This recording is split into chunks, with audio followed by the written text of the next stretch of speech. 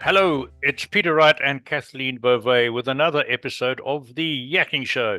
This is your source for health and wellness. And today we have a really exciting guest who's going to tell you how to be fit after 40. But first, let's introduce co-host Kathleen. Hi, Kathleen. How are you doing today? Oh, I'm doing great, Peter. Thank you. And thank you all so very much for tuning into our show. We so appreciate having you. And as Peter mentioned, we do have another special guest with us today. We are so privileged to welcome Allan Misner to the show. Hello, Allan. How are you? Hi, Kathleen, Peter. Doing good.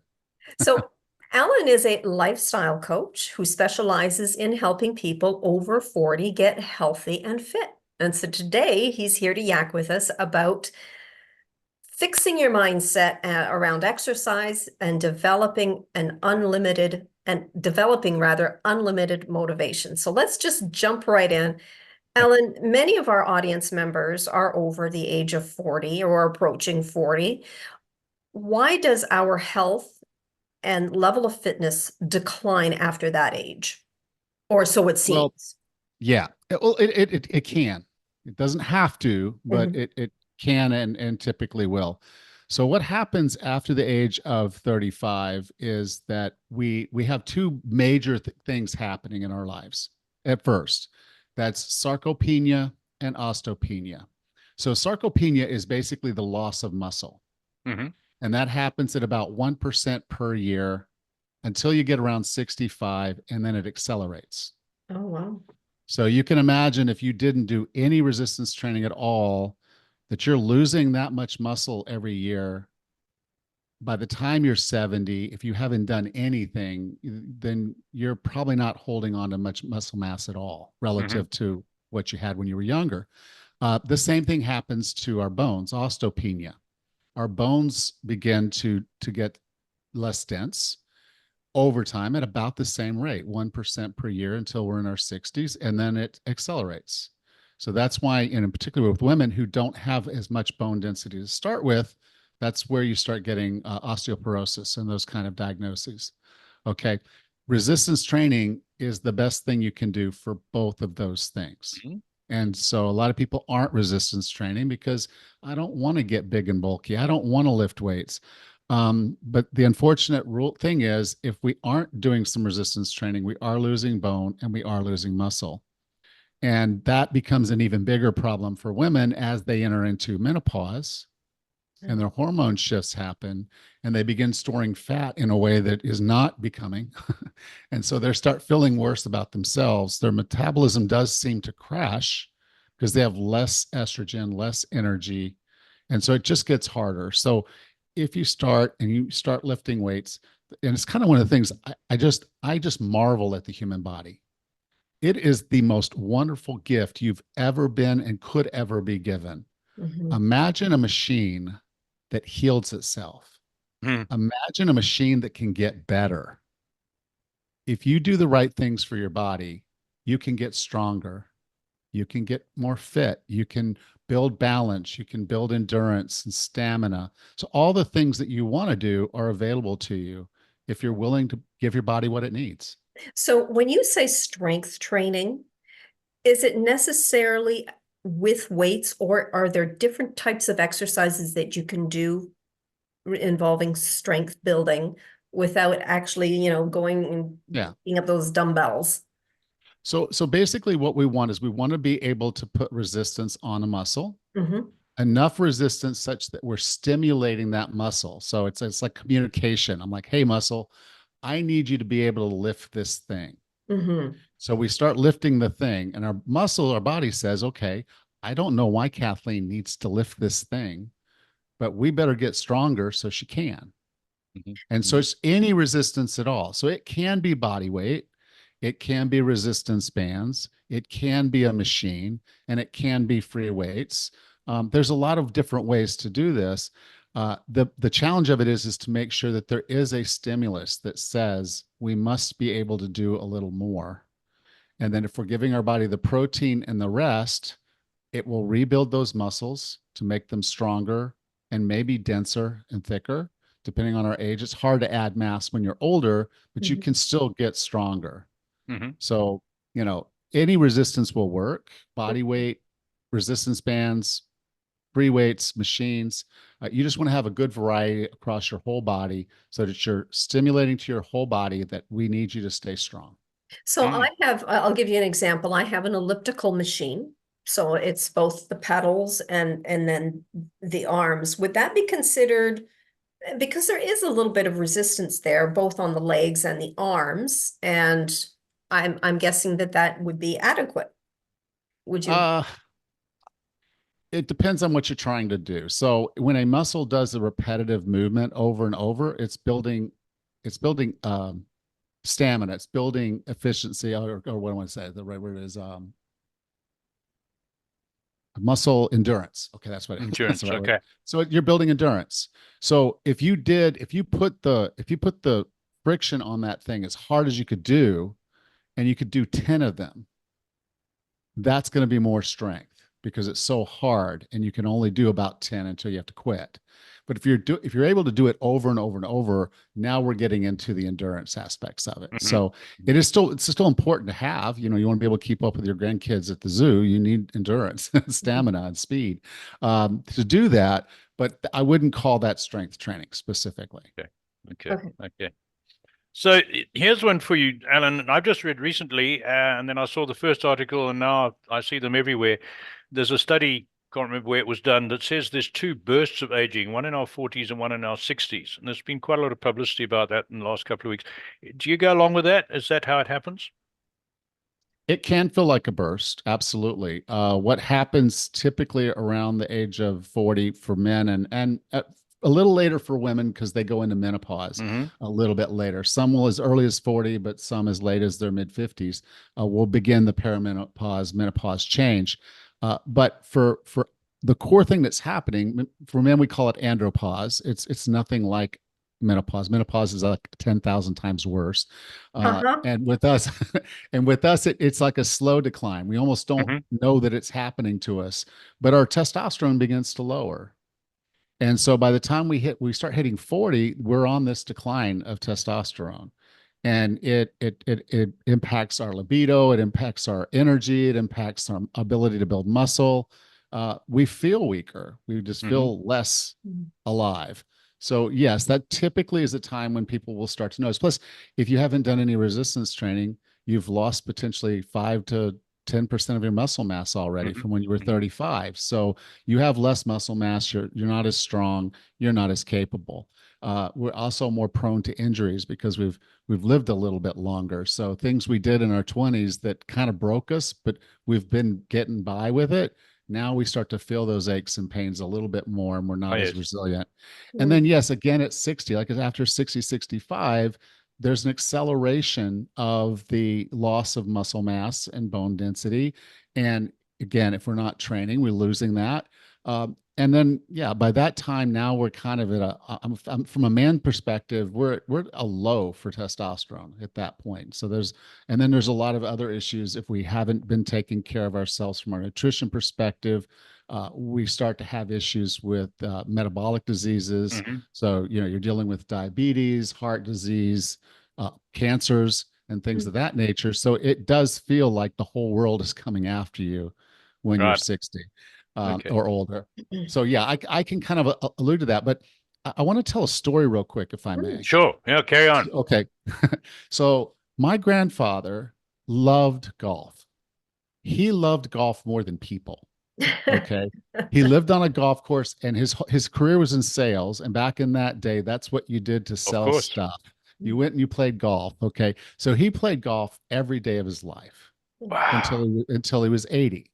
Until he's 80. Wow. And I went out there. It was funny because I would visit every year. And the cycle was this. I would go to the country club at the golf course and have lunch with him and my uncle and nephews and all the people.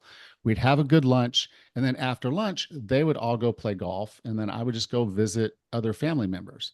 Well, there was this one time I was there. We had lunch and then he didn't go with them. He stayed back. I'm like, well, what's going on, Grandpa? He's like, well, I can't swing the club anymore. I don't have the balance. I don't have the strength. I just can't do it anymore. Now, a lot of people will think, well, it's probably time to put the clubs away, right? You're 80 years old. He lived until he was 95. Wow.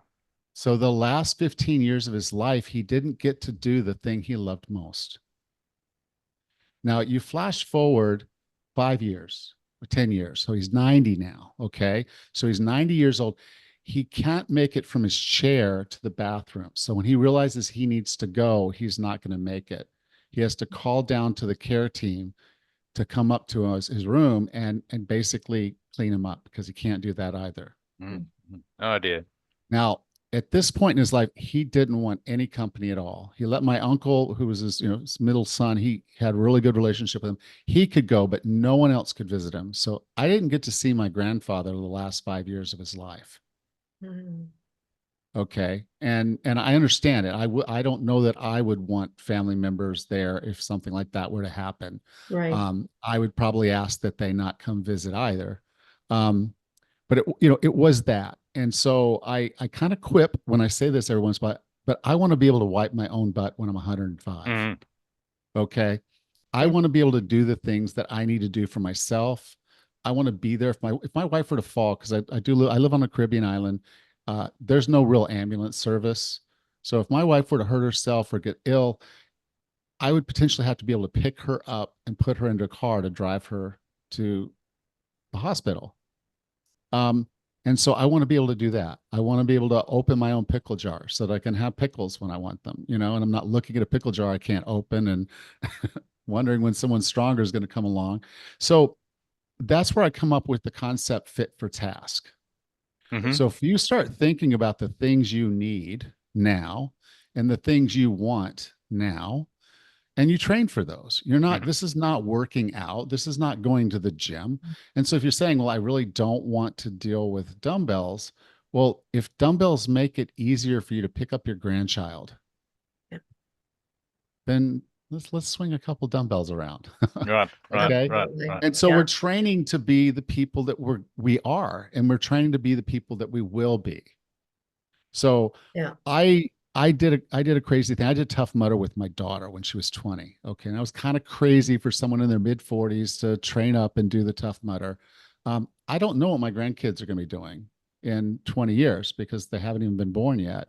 Mm-hmm. But when they get to that age, I'm going to want to be there with them. I'm going to want to be a participant in their lives. I'm not going to sit in a rocking chair and watch my grandchildren on the floor. I'm going to be on the floor crawling around with them. If we Absolutely. go to the zoo and they run off from the lions to the monkeys, I'm going to run along with them. Yeah. Right. Not sitting on a bench at the entrance. How many times you walked into a zoo and seen the people that are sitting on the benches along the entrance, waiting for the family to come back so they can ask their grandchild how the zoo was. Yeah. True. Okay. Seen it. So Mm-hmm. when you're looking at who you're supposed to be and who you need to be, now doesn't that make training sound a little bit different? When you say, okay, I need to get on the elliptical and do my half hour in the morning.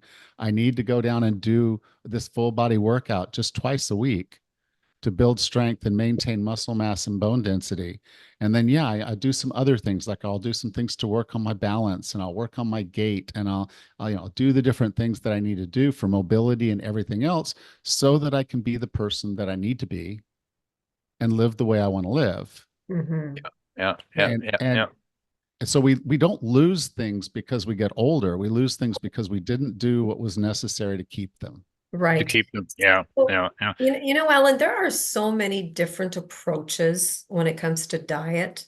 And I'd be interested to hear what your take is on, there's intermittent fasting, there's the keto diet, there's vegetarian.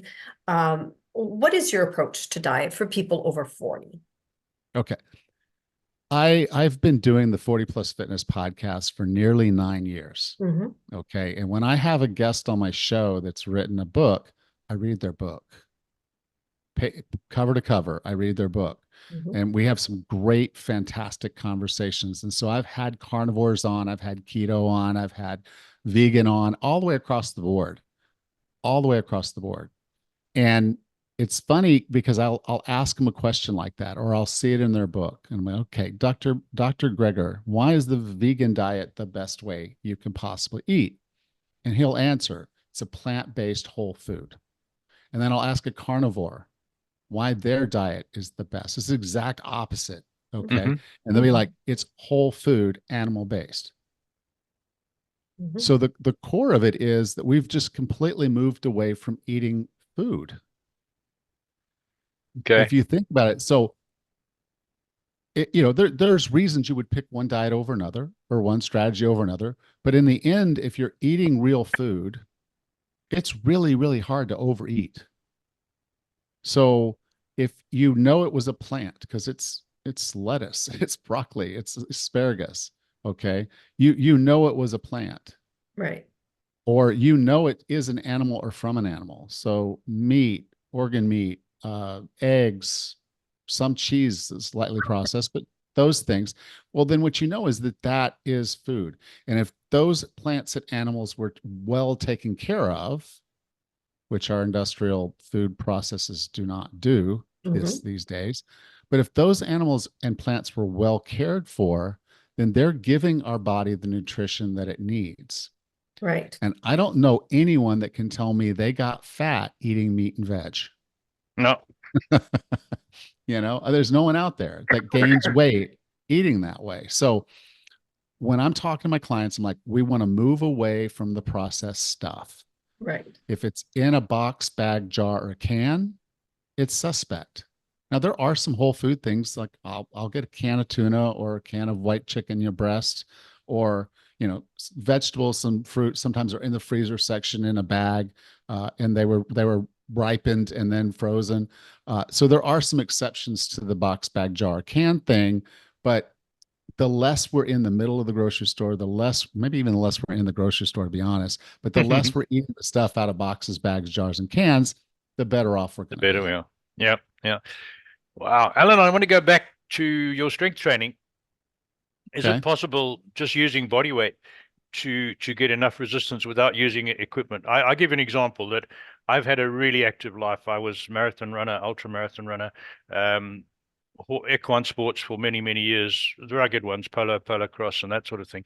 And but when I hit my 60s and I got rid of my last horses, I was a bit worried. Then I had a heart attack, I'll be quite honest. And then I had to have a bypass. And that's probably from, I don't know, too much luxury living at some stage. However, I started getting back into the exercise, and my knees won't let me run anymore. So I walk 3.5 miles every morning, and I'm walking at a faster rate now than I was 6 years ago. And I do 40 push-ups and 40 sit-ups every morning. And I heat my house with wood. So I pick up logs of 60, 70 pounds every weekend, chainsaw. Is that enough? Or should I be doing some specific exercises?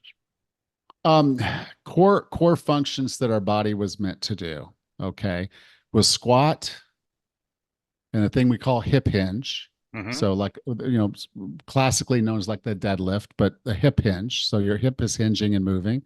A push and pull with our Hmm. arms and our legs, for the most part, and then just yeah, basically making sure we're using most of the muscles in our body. So Okay. the lifting logs and doing that type of work, that's hard work. Yeah. That's solid. Okay. Uh, Push-ups, solid. Sit-ups, okay. Only reason I would poo-poo sit-ups as the only thing you do is that you're only working one side of your core. Oh, yeah, sure. Okay. So if you think about the core like a soda can, okay, Hmm. soft drink. And when the can is full, it's very solid. You could set a cinder block on it and it's not going to crush. You could even put the cinder block a little off center and it's not going to crush.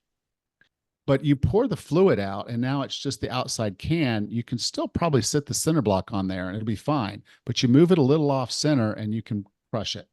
Right. Okay. Now put a divot anywhere in that can and you can't even put the cinder block on it. So, what we want to do with our back and our body all the way around is we want our whole core to be equally strengthened and worked so that we have a full soda can and not an unfull one. It's very easy to get those kinks, and you have a kink in your back, and it makes it very hard to do anything else. So, just strengthening one side of your rectus abdominis, or front, is not necessarily the best thing. So, what I would do if I were you is I would add something for my back. Hmm. So maybe like bird dogs, Okay. and then I would do something that is a twisting movement. And so that, along with, yes, your sit-ups or some other way What that you're about working. planks? Planks are working the same thing as the sit-up, basically. It's an endurance thing. It's an endurance thing. So if you're holding yourself in a plank, for the most part, you're tightening the front. There's a little bit in the back, but mostly the front. So bird dogs are better. You're fighting kind of a twist. Hmm. If you're doing a twisting movement in the front, you're getting to the obliques and all the connective tissue, and then something directly from the front is fine. But you could use that as a quick program. So I Yeah, would sure. throw that out as a real quick. Yeah, we could do, instead of sit-ups, maybe, yeah, you do planks, you do bird dogs, and then you go into like a Russian twist or something like that. And it's just those movements. And all of those movements, like if you're trying to pick up a log, you're doing some twisting, you're doing Hmm. some bending, and you're doing some grabbing. So when you're doing those types of movements, you are activating your core. You have to. Right. Mhm. Okay. Okay. So Good. when you're doing that log work, you're getting a good core workout doing that. Now, the problem is if you get to a point where any part of your core isn't strong enough to do what you're doing, you risk putting a divot in your can and Yes, hurting yourself. Mhm. So, we just sure. want to be careful with that. So I'm not a big fan of heavy movements and dynamic, so fast and heavy. So as you're just doing it, just be very mindful of the movements you're making, that you're under control. Because when we're younger, it's fun, like let's Hmm. throw the bar, let's do this, let's do that. But when we get a little older, that dynamic mixed with the heavy is just kind of almost a formula for hurting yourself. Now, Hurting yourself, sure. there are three ways. So if you're going to do some resistance training, there are three ways that you can make it harder. Okay. You can add more reps. Hmm. So if you normally did 10, you can say, okay, I'm going to bounce it up and do 11. Okay. And then slowly progress that up. Eventually, you're moving more into muscular endurance than you are into strength. But for an abdominal movement, that's fine. Okay. Um, the other way you can do it is add weight. This is probably Hmm. the most common one. So I was able to do 15 pounds. Next time I come, I'll do 17. Right. And so we just add a little bit of weight to what we're doing. And so if we're working with sandbags, we add a little bit more sand, Mhm. so we're getting a little bit strong because we're moving heavier things. The third way, which is the least common for most people, is to understand tempo. Hmm. So I can move slower, which means that the muscle's under tension longer, and that makes it harder. So an Okay. example would be this. So let's say, yes, if you've had knees issues and you don't think you want to do squats, well, you definitely don't want to do 25 body weight squats. But if you said, I'm going to do 10 and I'm going to do it down on a count of 3, and up on a count of 3. Right. So what you've just done now is for 6 seconds, those muscles that you use in the squat are now under tension. Hmm. Hmm. So it's going to make those 10 burn and you're going Yeah. to feel it. And so what I say is don't try to count it down, because your brain, you're going to start counting faster. Have a second clock, a metronome, something that's ticking. So, okay, this is a count of 3 and this is a count of 3, because if you're doing it yourself, it'll be 1, 2, 3, 1, 2, 3, Yeah. 1, 2. Right. We Right. can't help it. We're going to help Right. ourselves out anytime we can. So, but you can add tempo to an exercise, slow it down, and that's going to put more resistance on the body part, on the Hmm. muscles. And again, Mhm. it's a stimulus. So everybody's like, okay, we're squatting, but we're doing it very slowly. We've got to get stronger so we can do Right. this. Right. Okay. So I think you've partially answered this quite well, but have you got anything to add? How do you get your clients into the right mindset to want to keep on doing these exercises?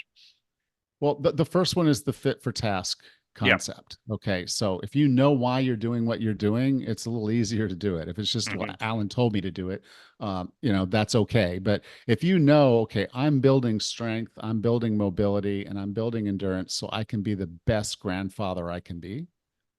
Well, that's kind of motivating, at Hmm. least it's for Hmm. me. Okay. For someone else, it Oh, might be yeah. something else, or maybe you just like playing tennis and you're like, okay, I know I'm Yeah. going to have to go over to pickleball sooner or later, but I'd rather keep playing tennis as long as I possibly can play tennis. Um, there's no reason you couldn't be playing tennis well into your 80s or 90s, Hmm. Hmm. Right. if you trained to do it. first. Now, you Right. can't just keep Right. playing tennis and think that's going to train you up to be able to keep doing it. You want to do a little bit more just to get your body moving. Now, the other thing I get into is this, is most of us don't understand motivation. We think it's this magical force that's just going to show up on a Monday. And then we're kind of surprised it disappeared after 3 weeks. Where did it Mhm. go? I don't have any motivation. Well, the reality is motivation is not something that happens to you. Motivation is something you do. You have You to do. earn it. Correct. Okay. So there's two types of motivation out there. There's accountability and there's self-efficacy. Mm-hmm. Now, accountability is generally kind of easy. So it's like, okay, I'm going to hire a coach as a leader to tell me what to do, and then I'm going to do it. So whether I'm meeting the coach online, like what I do, or whether they're going to the gym to meet their trainer, there's some accountability there. If they're supposed to be there at 6 o'clock, they show up at 6 o'clock. Okay. Mhm. The other kind I call social is when you join groups. Mm-hmm. So a spin class or water aerobics, or you get on a run team or things like that. You're running with people, you're doing things. And so now you have this accountability. They expect you to be there. If you Mhm. know all the people at the gym and we're all the 6 a.m. people, well, we all know each other. We're all doing the Mm-hmm. same class. It's like, hey, you know, where's Peter? But where's Peter? That's Is right. he okay? And then now they're messaging you. Hey, Peter, we missed you at 6 o'clock this morning. And you hit your snooze. That's not a comfortable way to be told. So, Right. but there's accountability there. And you can have it at the leader level with the coach Mhm. or somebody you hire to hold you accountable, or you can form a group. People think peer pressure is a bad thing. That's only when you have bad peers. Yeah. Right. Have Yeah. good peers, peer pressure can be the best thing that's ever happened for Oh, you. absolutely. Okay. Agree. So, Agree.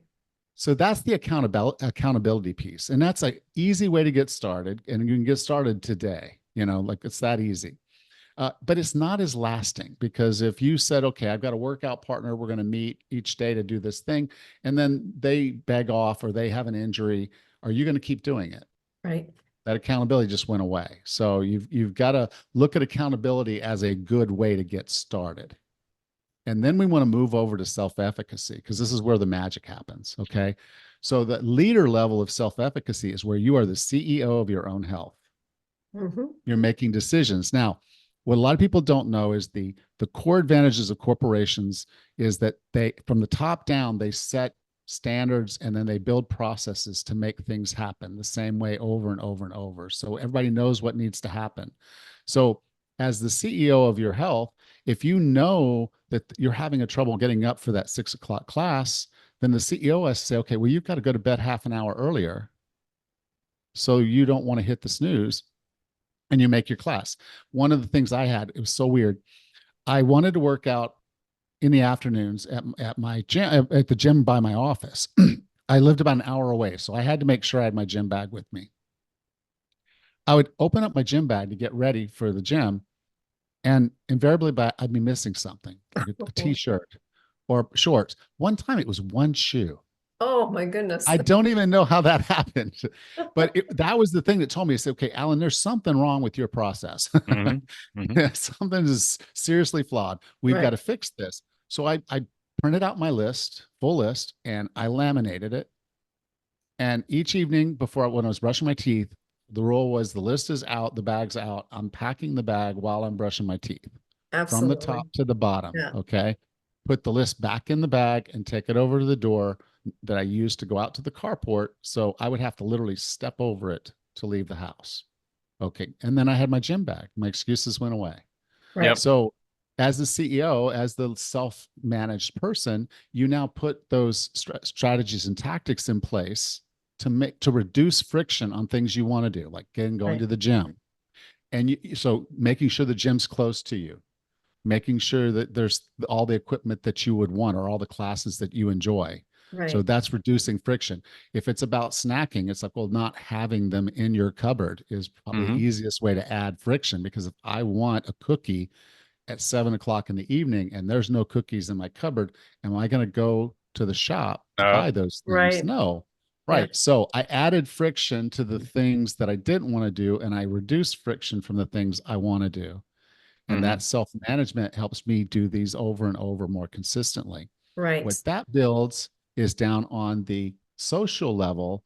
It builds these values and habits. Right. Okay. I'm not someone who snacks on cookies at night. I am someone who goes to the gym. And so, you were a runner. Yep. And so, Peter, at one point, you probably hadn't run much at all. And then you No, started for sure. walking or running, and you were doing that. And then you said, okay, I'm going to sign up for this little event, maybe a 5K. Yeah. Yeah. And then you did it. Exactly. And then suddenly it's like, I love this. I'm going to do this. And you thought of yourself as a runner. Yep. And in the morning, when your alarm went off, what did you do? Got up and You ran. went for your run. You didn't think about it. You didn't No. say, I'm not motivated. It's like, that's Right. just what runners run. So that's what Yep. I do. Strength trainers, strength train, CrossFitters, CrossFit, all those things. When we identify as the person that does those things, it's no longer, there's no longer motivate. You are motivated, and you're motivated For all sure. the time. So it's not like you're missing anything. Unfortunately, some people get to that point and they look back at, and they're talking to somebody who's not where they are, and they're like, well, you just need discipline. Just do Right. it. Just do it. And unfortunately, that's not necessarily the best advice for someone Sure. who hasn't done anything, because they need to go through the cycle. Let's get some accountability and let's get started. Right. Let's go through the self-management piece and then start putting in the things that make this easier for us. So we get consistent, and then we begin to identify, because our habits and values align with doing those things. Right. Absolutely. Well, I've got to you- throw in a very quick one. I know we're short of time. Mhm.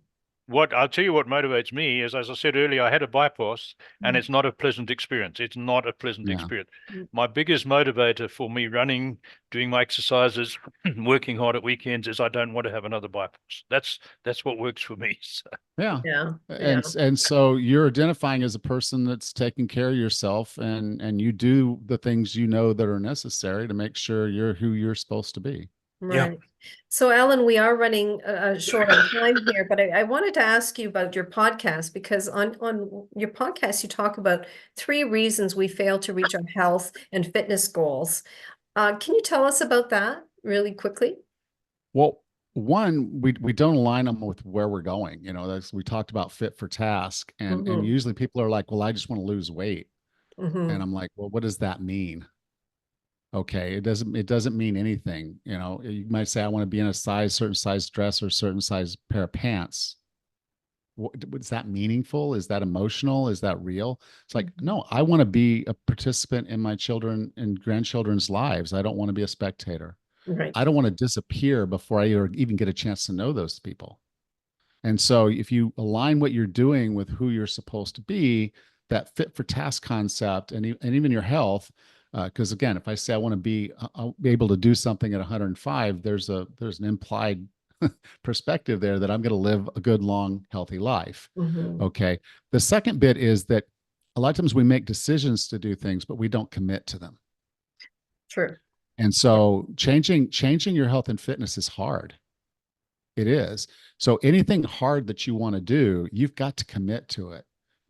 You almost have to become a little bit fanatical when we're talking about change, because I tried for 8 years to fix myself, and I couldn't do it. And I'm like, one day I got a punch in the stomach about the idea that I was not where I needed to be.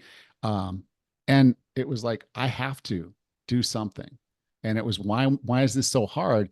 Every hard thing I ever did took commitment. Right. And as soon as I realized that, I was on it. 11 months later, I had lost 66 pounds of fat. Wow. It's Okay. impressive. Yeah. But it was a commitment. It was a commitment that made that change happen. Mhm. And then the final bit of this is that sometimes we go into these things and we don't know ourselves well enough to solve the little problems. So, like, I didn't know exactly why I wasn't packing my bag right, Yeah. but I understood it was my fault. Right. And whatever reason it was happening, I needed to fix it, and I needed to figure out why.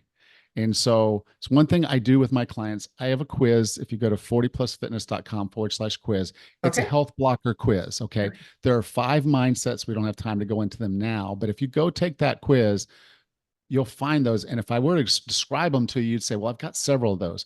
And that's why it's important to find your primary one first. Once you know your primary one, you resolve that, you may come across the second one or third one. I had 4 going through my journey. I can go back and point to and say, until I did this, I couldn't do that. And until I did that, I couldn't do this. And until I did that, then I couldn't do this. Right. And so there literally were 4 stages in my change. Each one of those was a distinct mindset. And like I said, I've identified 5 working with all the people I've worked with. And so if you commit, okay, first is make sure everything's aligned, where you're going and why you're going there. Commit to that change. And then finally know yourself. And so if you're self-sabotaging, you're not going to get past this. So you've got to figure out the things you're doing that are potentially self-sabotaging and get around those. Excellent. Thank you. Well, Peter, you have a burning question that you usually ask all of our guests. Did you want to end with that? Oh, you're muted, Peter. Despite my self-proclaimed level of fitness, I've got a cough at the moment, which is really irritating me. Anyway, Allan, we ask all our expert guests, let me preface that by saying there's a lot of negativity out there at the moment, be it inflation, politics, war in Ukraine, whatever. Kathleen and I are not negative at all. We see lots of opportunities, but a lot of people we talk to they're miserable, they're negative. What's one thing you would suggest people who are unhappy with life? What's one thing they should do start tomorrow to start improving their level of enjoyment? Well, don't start tomorrow, start today. But okay. It's a gratitude practice. Yeah. Absolutely. And it doesn't have to be the big things. It's kind of the interesting thing is, because I have a lot of clients and I'll start with them. I say, give me a win. And they'll be like, well, they stepped on the scale. They didn't like the answer. They got cut off at work and this or that happened. They didn't get their workout. Well, all these bad things we're focused on that. That's all around us. I wish we'd never had 24-hour news. There. Okay. But it is what it is. So sometimes the win is just that you went for your 5-minute walk after lunch. Sometimes it's just that you woke up in the morning and you felt a little better. You look in the mirror and it's like, I remember that guy, And so it can be these little things that you did that you promised yourself you would do, or things you said no to. So, it's Thursday and everybody's like, we're going to go over and do a happy hour at the pub and da, da, da, da. And you're like, I don't need to do that. Right. But because I was going to go for a walk after work. But hey, if you want to go for a walk with me, we can catch up that way. And just that standing up for yourself and what you believe in, what you want, that's a win. That's huge. Sure. So be grateful for just even the little things, like hearing the birds sing in the morning. Absolutely. Gratitude. Just the little things, because if you are showing gratitude, you're reducing your stress, and it is impossible to be angry at the same time that you're grateful. 100% agree with you, Allan. When you feel yourself getting pulled into that stuff, just sit there and say, okay, I got to sit down right now and think of just a couple things I'm very, very happy are going on in my life that I'm grateful for. Absolutely. And it gets easier and easier. The more you do it, it's like, wow, look how much greatness is. Like I was telling you, the human body, being able to heal itself and improve. That's a gift. That is a huge gift. So if you're wasting that gift by being miserable, I did for a long, long time. But if that's what you're doing, you can reverse that by just adding a little bit of gratitude to your life. Absolutely. Absolutely. So how for that. People, tell us a little bit about your books and how people can contact you. Okay. Well, I'm at 40plusfitness.com. That's 40plusfitness.com. That's my current training website, but there you can get to my podcast. You can find the book. The book is called The Wellness Roadmap. It's my path to the way I fixed myself, like when I lost the 66 pounds of fat and added 11 pounds of muscles in my mid 40s, something you're not supposed to be able to do. I did. And so it's the path that I took. It might not be your path, but there are a lot of lessons in that book, particularly in the getting started and then at the end of what happens when you do. And so managing those things, I try to give them plenty of tools to get to that point.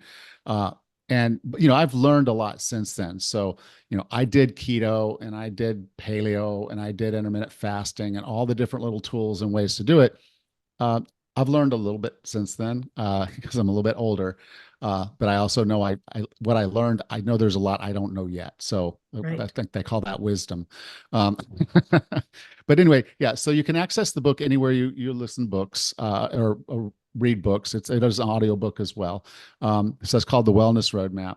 Of course, then there's the podcast. And if you just want to get in touch with me, I'm on most of the socials, bigger on Facebook than I am on Instagram, but I'm working on Instagram. So I'm just out on the little socials and of course on LinkedIn. If you find me, friend me, let's have a conversation. I just want to help everybody get more healthy and more fit. Fantastic. Excellent. Thank you. Yeah. Great. Well, thank you so much, Allan, for being with us today. And once again, thank you all so very much for tuning into our show. If anyone is interested in being a guest on our show, we invite you to visit us at theyakkingshow.com. All you need to do is click on the contacts tab and fill out a short application form. We'd love to hear from you. So until next time, take care, everyone. Bye-bye. Bye.